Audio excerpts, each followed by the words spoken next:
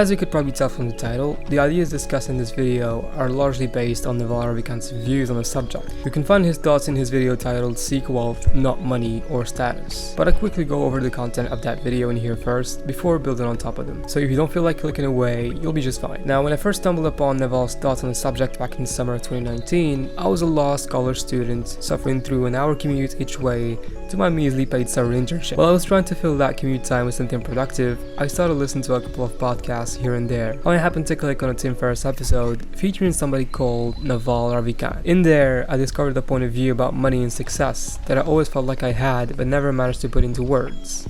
The thoughts can be summed up in one sentence, which is the title of his video: Seek wealth, not money or status. For Naval, the distinction between wealth and money is very simple. In theory, money is how we, as a society, quantify the value that has been provided from a person. Wealth, on the other hand, is assets that can work for you. So something like a business, real estate, software solutions that solve problems at scale, etc. It could even be money that's reinvested into assets to generate more money. So why should you not chase money and chase wealth instead? Because according to Naval, the second one does what the first one can't. According to Naval, money can only solve your money problems, nothing else. Wealth, however, can buy you freedom. Acquiring wealth is the only way to get yourself out of situations that you do not like to do but feel obligated to do for external reasons. Wealth is what will exempt you from having to wake up at 7 in the morning to get into a suit and tie and waste 2 hours of your day commuting to and from work. But what about status? How does that compare to wealth? Well, as Naval says in his video, historically, status has always been more correlated with survival than wealth.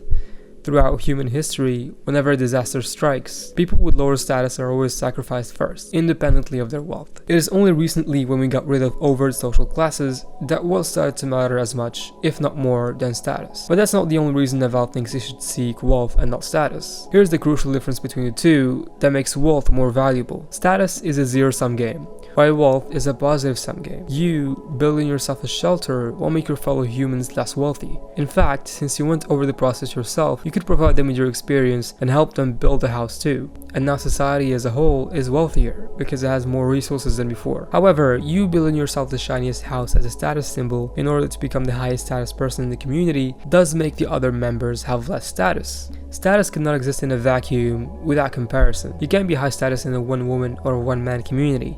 Other people have to be there to recognize that you're high status and implicitly recognize that other people's status is lower than yours. So while chasing wealth leads to solving problems for yourself and your community and having a positive impact overall, chasing status leads to building yourself up but also dragging others down, leading to at best zero overall impact, and in the worst cases a global collapse of your community from everybody beating each other down to improve their personal rankings. So overall, this is why Naval recommends chasing wealth instead of money and status. As I said in the beginning of this video, I first came across these ideas 3 years ago and they really stuck with me. Throughout these years, I kept coming back to these concepts and refining them. And here's how I've improved on them over the years. My opinion on chasing status is still almost the same as they were 3 years ago. As every experience I've had with status chasers or chasing status myself, I'm guilty of that sometimes, only confirmed what I was thinking. Status is a zero-sum game, and it's a toxic one too. It won't make you happy, it won't make your community happy, it won't solve your problems, and it's not helping those around you. Whenever I find myself doing something because I think it'll make me look sophisticated or cool or whatever, I stop and reflect on that desire, because something must have gone wrong during the thinking process that led me to there. I've seen people around me chase status through various behaviors, and every time I could tell they were missing out on genuine relationships, meaningful experiences, and true bliss, because of the constant game of comparison going on in their head. But what about money? Throughout these years, I think I've mostly been defining and refining what chasing money actually means. Because no matter how metaphysical or philosophical this discussion gets, it's an undeniable truth that for most humans, not making money is a deal breaker. However, there are various ways of making money, and not all of them have to be unfulfilling and done for the sole purpose of making money. My latest definition of chasing money is this: doing activities for the sole purpose of making money with no intrinsic motivation or care about the activity whatsoever. So for me, such activities would be things like becoming an insurance salesman, starting a generic crypto project that provides no real value to the world apart from being a speculation casino, or creating a cash grab business that I really don't care about, like for example dropshipping, or something that encourages mindless consumerism. So why are these activities not worth the chase? Number one is debatable, but I personally do not see the value provided to society by these activities. But most importantly, number two, these activities may generate money, but you pay for that money with time that you will never get back. Every minute you spend on those cash grab activities are minutes you could have spent doing something that you actually like, something that is both fulfilling for you and brings value to society. But instead, you spent it on activities that made you stressed and worried about problems that you couldn't care less about. And even if you were to succeed and reach the financial milestone you've been aiming for, you now realize that there's always more money to be made, so reaching that milestone didn't even make you happy. So overall, you didn't solve your problems, you didn't solve society's problems, and the chase wasn't worth it. And this leads us to the final question, which is, should you chase wealth instead? Throughout the years, I've also been redefining the chasing wealth process according to my experiences and that of the successful people around me. I think one of the mistakes I was making when thinking about wealth is always associating it with a certain amount of money. Nowadays, when I try to define wealth, I always think of it as the ability to enjoy your environment. So I think there are two dimensions when it comes to wealth. First, there are the means, so things like shelter, tools to make your life easier, money to buy other people's efforts, etc. But there's also time, since you literally cannot enjoy your environment if you cannot free up the time to do so. So with that definition in place, do I still think you should chase wealth?